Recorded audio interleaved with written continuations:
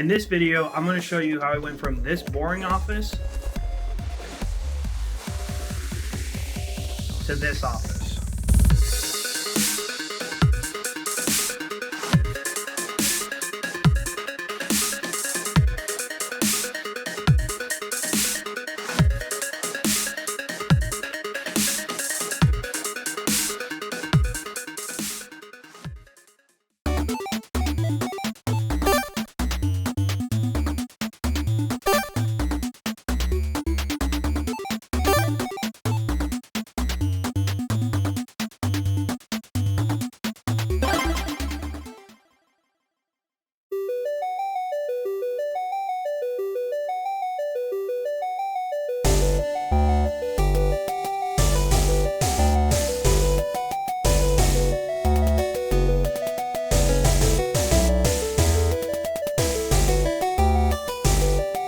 So all the stuff that was used for this project came from a big box store. So you could search Home Depot, Lowe's, either of those big stores will have everything that you need for this project.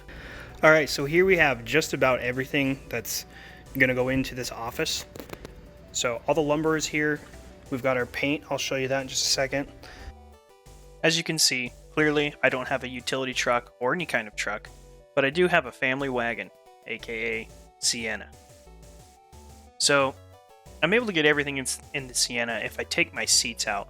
However, something that I just want to sort of warn, if anybody else is in my particular situation, when you go to a big box store and you need to bring home lumber and you can cut it down to a size that's manageable and bring it home and use that, you want to give a little bit extra from the sizes that you need, because big box stores often don't make accurate cuts when you ask them to make cuts at their saw. I'm not saying that the people there are untrained or anything, that's certainly not the case.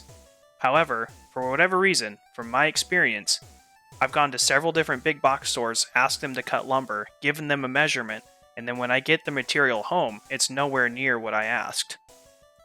So kind of how you combat that is just give them a measurement that's a little bit more than what you need, say an inch or two. That way when you bring it home, you cut it down precisely to what you need and you're good to go. And you still got it all in your car. This is currently what the office looks like. It's a little messy. I had a big horseshoe desk in here. I just sold it, and that money that I got out of that desk is helping to fund this. That was most of my budget. So as you can see, the colors here, this kind of is like a purple, very, very light purple white. I don't really know what the color is. Unfortunately, we don't really have any replacement paint of this color, so that's why I decided to get completely different colors. But you're about to see a huge transformation. I have a bunch of stuff that was in or on my desk that's now in my closet, filling up way too much space. You can see my precious children left their artwork on this wall, so we'll be covering that, and I'll have leftover paint so that if they do it again, I can repaint it. They said at the counter that the paint was actually pretty tough. Apparently this Behr paint's really good for being able to wash it. So obviously that's the first try. This does come off. We've washed crayon and pencil and stuff off of this paint, but it does leave a little bit of a, like a white spot where you can tell the paint got thinner as you washed it off. So it's unfortunate. We'll see how the new paint reacts if the kids draw on it. I'm hoping they don't. But I've got some spots that I've got to fill in. Some, nicks in the wall. I've got spots where old hardware was that I'm gonna have to fill in. So it'll be quite the project, but you know what? This is all gonna be worth it. This office will be gorgeous when it is done.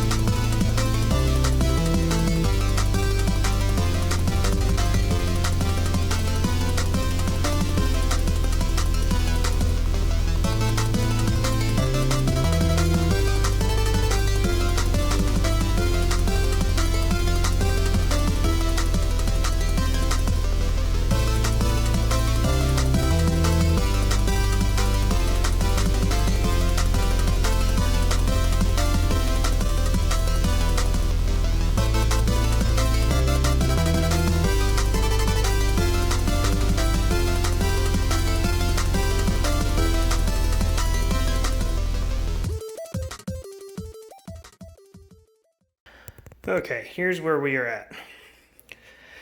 Got the baseboards covered, plastic on the ground, all the way around. Got the door trim covered. I got the ceiling covered. The window is good to go. I ran out of plastic, so I just continued with some trash bags. Laid it on the ground. The only thing is because I've got two tones going on. Basically what's going to happen is this wall here and then that wall where the window is are going to be gray. This wall where the desk is going to sit will be the blue color, as well as this wall. So what has to happen is I'm going to paint this wall gray and that wall gray, and they'll be painted first. They'll give them some adequate time to dry. When they're dry, I'm going to mask the corners so that when I go to do the blue doesn't get on the gray. And whatever gray does get on this wall first, it's a little bit lighter, and the blue should cover it better. So, I mean, I'm gonna try to cut with the brush, but I'm not a professional painter, so that's why I'm using masking tape in the first place. So we got our two colors, which some of you might think is bold, but we've got this Euro gray. We're gonna put on that wall and this window wall, and then we have sort of this teal color that's going to go on that wall and that wall. And I think it's going to look nice because I haven't decided the exact color yet for the desk, but I think I'm going to go gray. That way it kind of complements the walls. And then eventually I'm going to put shelves on this blue wall that will be gray as well. I think it'll just look real nice. Leaving the baseboards and everything white. The ceiling is also white. The desk is going to have some LED strips in it. It's going to look really nice. So I'm going to go ahead and get all this mixed in and get started.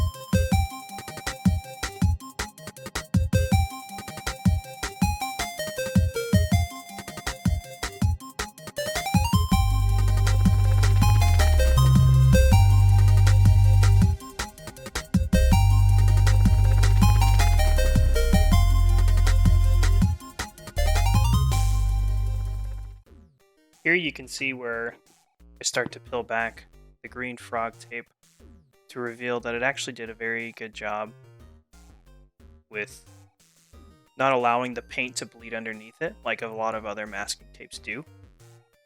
Obviously a little bit of paint still got under there, but from a distance you're not really going to be able to tell. You have to get up really close to really see the paint that got under. And the paint that did get under is flat. It doesn't look like it actually bled through like other tapes. That better not be what I think it is.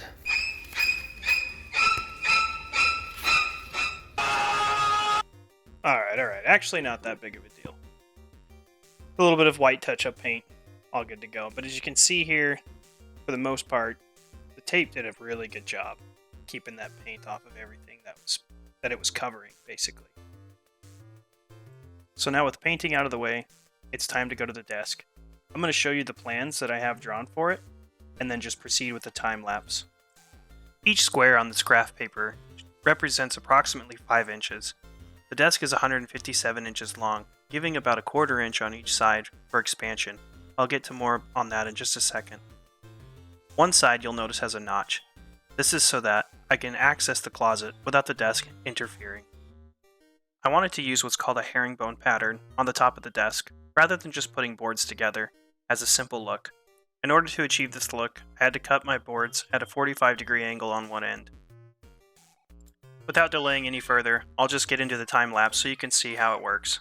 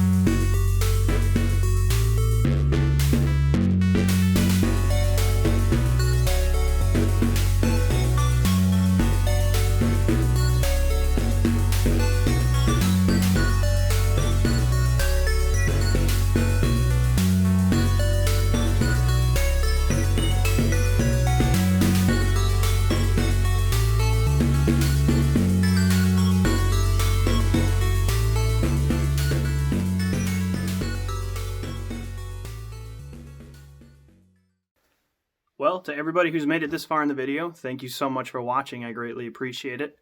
I just want to say that if you want to see more of these kinds of videos, let me know in the comments below. If you want to see more how-tos, basically just pick a category. I've got it listed in the intro of my video. Again, thank you for watching, and I'll catch you on the next one.